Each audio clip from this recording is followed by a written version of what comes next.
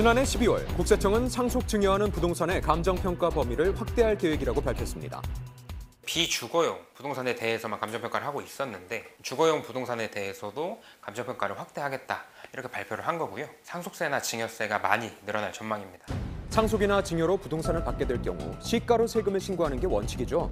그동안 감정평가 사업에서 제외돼 낮은 가격으로 신고가 가능했던 주거용 부동산을 사업 안에 넣겠다는 겁니다. 보통 시가가 없을 때 보충적인 방법으로 기준 시가를 활용하게 되는데 이건 뭘 뜻하는 걸까?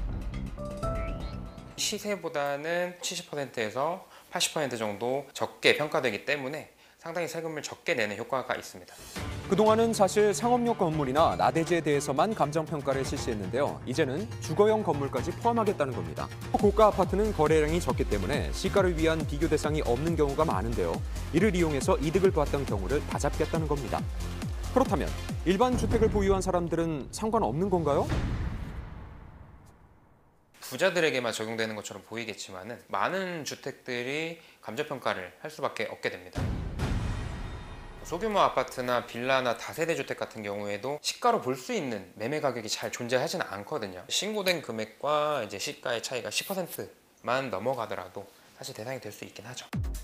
국세청은 신고가와 추정 시가 간 차익의 비율이 10% 이상이면 감정평가를 실시하겠다고 밝혔습니다.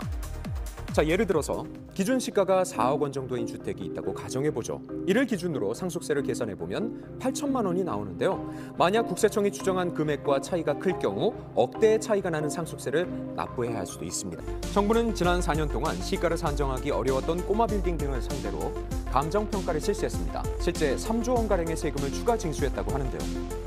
다만 문제점은 국세청에서 감정평가 예산을 들여서 감정평가를 하게 되고 그러한 예산이 떨어지게 된다면 감정평가를 받지 않고 넘어갈 수도 있고요. 실제 그렇기도 해요. 정부는 부족한 세수를 메우기 위해서 감정평가를 실시했지만 예산 부족 때문에 전부 수용하지 못해 꼬마 빌딩 세금은 그야말로 복불복이라는 말까지 나왔습니다.